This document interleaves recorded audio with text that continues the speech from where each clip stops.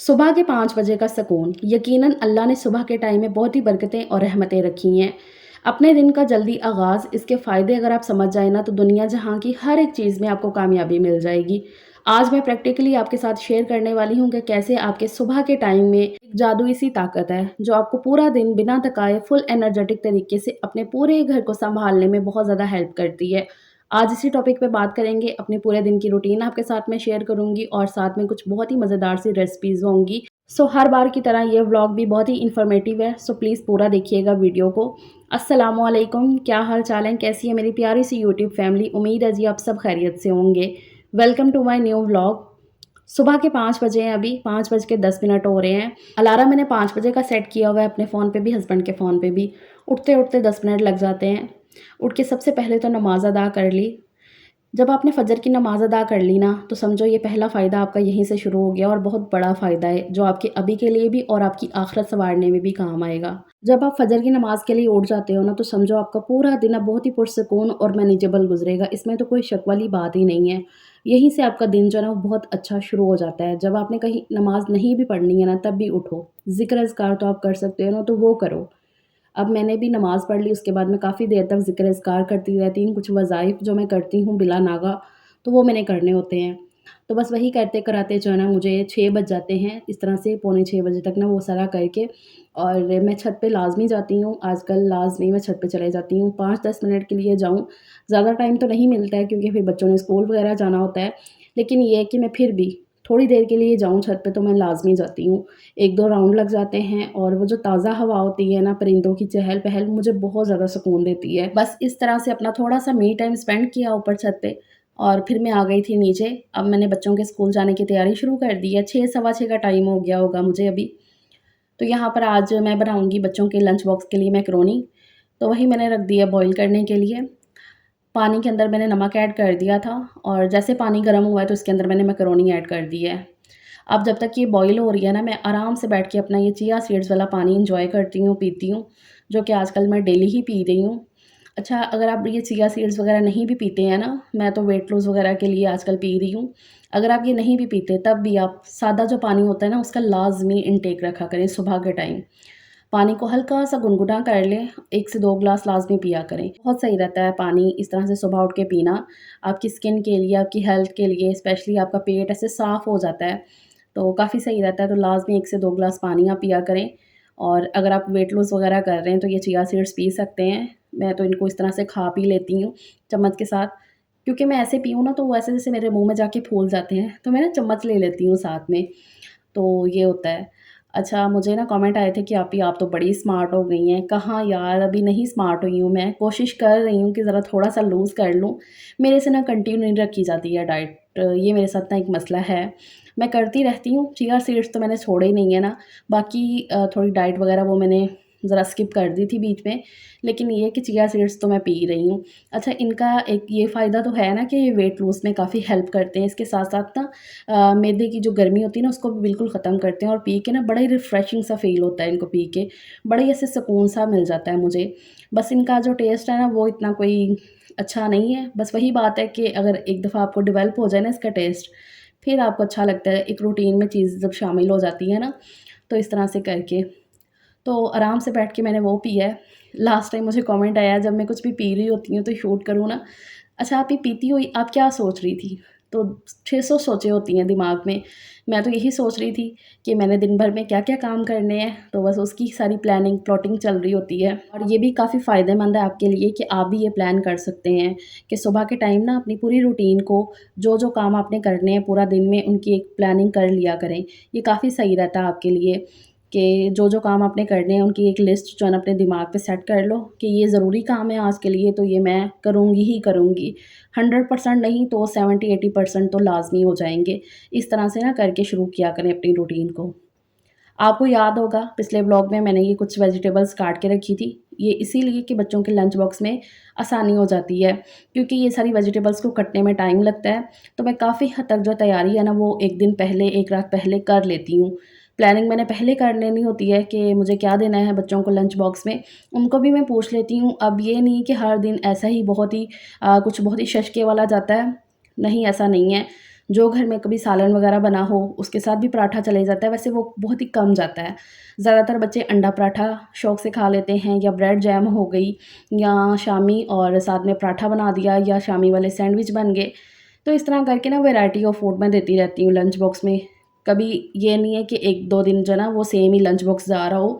बच्चे ज़रा fed up हो जाते हैं, तो थोड़ा-थोड़ा चेंज करके देना ही पड़ता है बच्चों के मूड के हिसाब से। ख़ैर यहाँ पर जी मैंने ये जो टमाटर भी फ्रीज़ किए हुए हैं ना, बस इनकी पेस्ट बना के ये जो छोटे-छोटे से काम करके रखे हो ना, ये आपको बड़ी सहूलत दे देते हैं।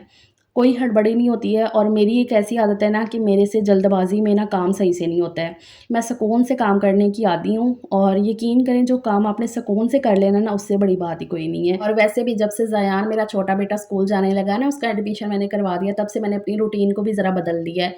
पहले ऐसा होता था ना कि सजील हानियाँ जाते थे सिर्फ़, तो मैं आराम से आती थी किचन में, सिर्फ़ इनका खाने पकाने का करना होता था, बाकी तो वो खुद ही रेडी हो जाते थे। लेकिन अब ये है कि मुझे ज़यान को प्रॉपर रेडी भी करना है, उसके नखरे भी देखने हैं, तो इसलिए मैं पहले आके ना इनके लंच बॉक्स पूरा बना के रख देती हूँ, और फिर जाके ज़यान को उठाती हूँ। सजील हानियाँ तो उठ जाते हैं, उनको एक ही आवाज़ देनी पड़ती है तो वो उठ जाते हैं। कभी-कभी आवाज़ भी मैं नहीं देती हूँ, अब तो माशाल्लाह से आदत हो गई है ना उनकी। तो अब ये है कि ज़यान ने आज ठीक होने के बाद ना जाना था स्कूल। मैंने बताया था ना कि पूरा हफ़्ता वो बीमार रहा है, तो उसके बाद आज उसने जाना था स्कूल। तो उसी की फ़रमाइश पे मैं मैकरोनी बना रही थी। रात को कह रहा था मम्मा कुछ चटपटा-सा हो जाए। मैंने कहा अच्छा बेटा जी चटपटा हो जाएगा सुबह। तो इसलिए फिर मैंने मैकरोनी बना ली इनके लिए। तो यहाँ पर ये रेडी हो गई है। पका के ना मैं रख देती हूँ थोड़ी देर के लिए ना, एकदम से लंच बॉक्स में मैं नहीं ऐड करती हूँ। पहले तो ये खाएँगे यहाँ पर भी ये, क्योंकि जब इस तरह की मैकरोनी वगैरह चीज़ बनी हो ना, तो बच्चों को वैसे बड़ी पसंद आती है। इनकी फ़ेवरेट है भई, क्या कर सकते हैं।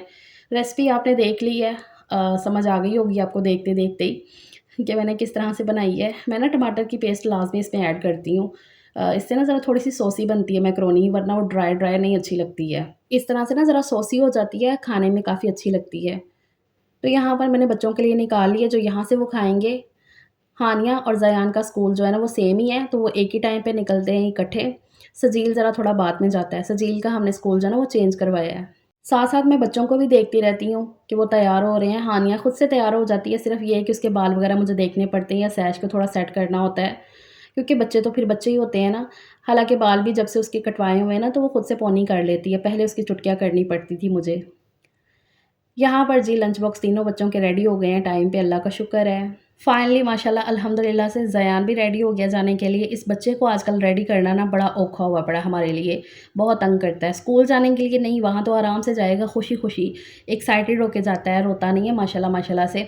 बस ये है कि उठने में बड़ा तंग करता है। अभी नहीं उठना मम्मा, थोड़ी देर रुक जाओ अभी, बाद में उठूँगा, अभी टाइम नहीं हुआ है, थोड़ी देर और सोने दो, इस तरह से उसने करते रहना है। अब हमने भी ना 2-3 दिन से ये ट्रिक पकड़ी हुई है कि हम उसे जल्दी उठाना शुरू हो जाते हैं। जैसे थोड़ा लेट होता था ना पहले के टाइम पे, टाइम उठा रहे हैं, अब ज़रा उससे जल्दी उठाने लग गए हैं। तो अब ये है कि उसको भी एहसास हो गया कि हाँ भई, मतलब मेरे हिसाब से भी मम्मा-पापा चलते हैं, तो उठ जाता है, वरना 1-2 दिन ना लेट हो गया स्कूल से उसकी वजह से। ख़ैर इस तरह से बच्चे बारी-बारी जो है ना वो स्कूल चले गए हैं। हानिया और ज़यान सेम ही टाइम पे निकलते हैं एक ही स्कूल के लिए, और फिर सजील जाता है, उसको छोड़ के आते हैं हस्बैंड। तो बस बच्चों को छोड़ के वापस आए हैं, तो अब मैं अपने लिए और हस्बैंड के लिए यहाँ पर बना रही हूँ ये रेड़का। मैं रेड़का बोलती हूँ, गर्मियों में हम ये पीते हैं।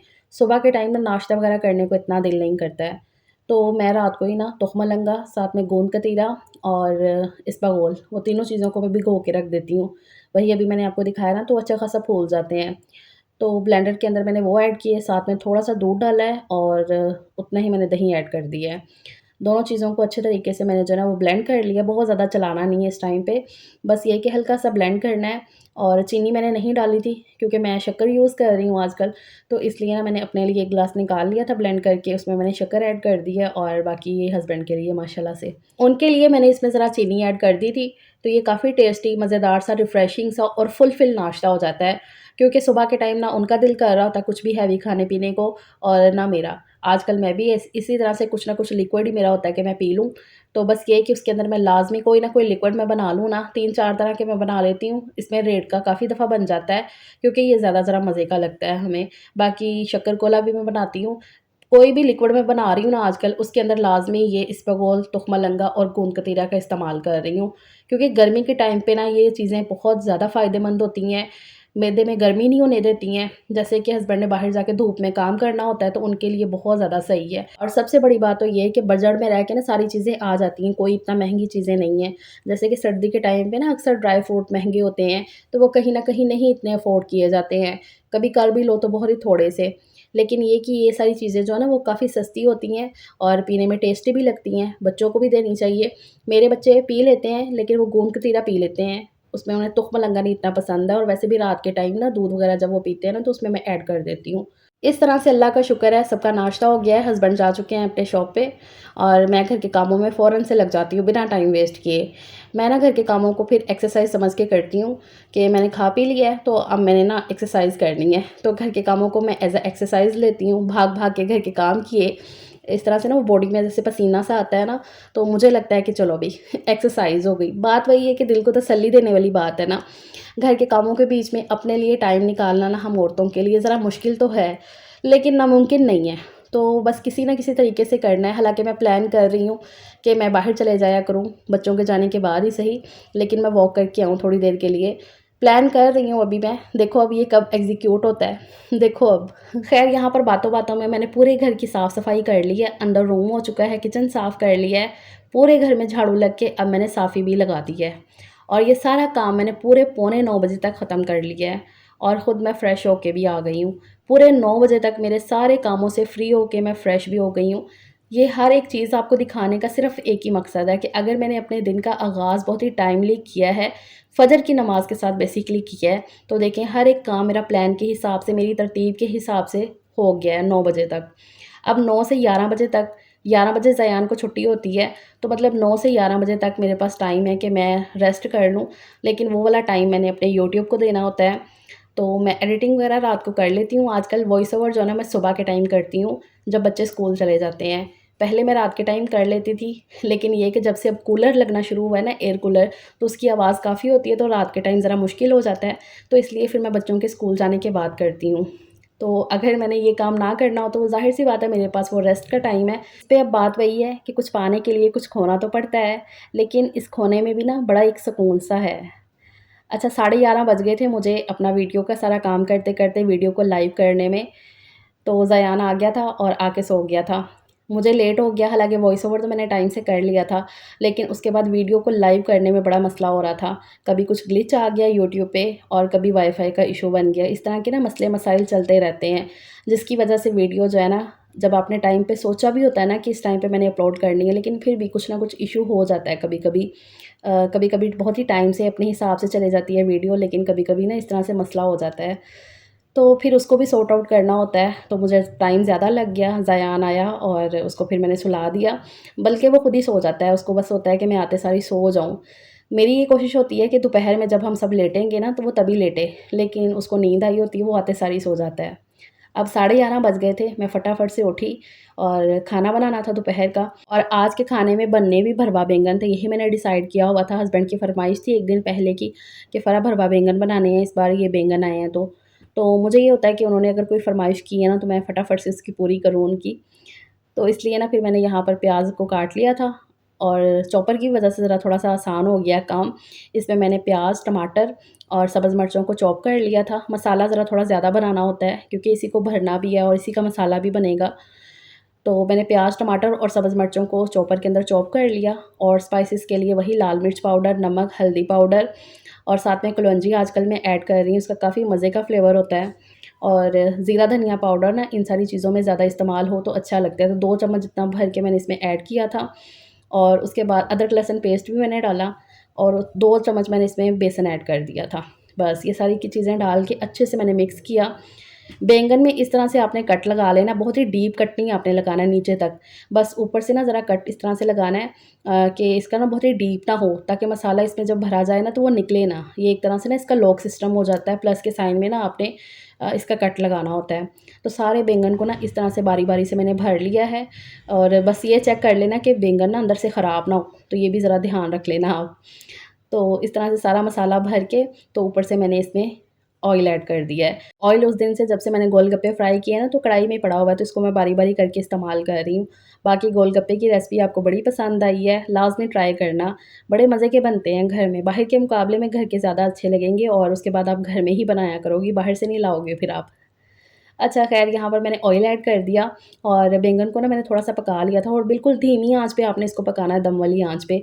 मतलब 1-2 साइड से वो पक गए, तो उनकी साइड मैंने बदल दी थी। जब वो थोड़े से पक गए थे ना 10 मिनट के लिए, फिर मैंने इसमें मसाला ऐड कर दिया था। वही जो बैंगन में मैंने फ़िल किया ना, तो वही मसाला मैंने ऊपर से रख दिया था और दोबारा से इसे ढक के हल्की आँच पे मैंने पका लिया। हालाँकि आज मैंने उतनी हल्की आँच पे नहीं पकाया है कि देर ना हो जाए।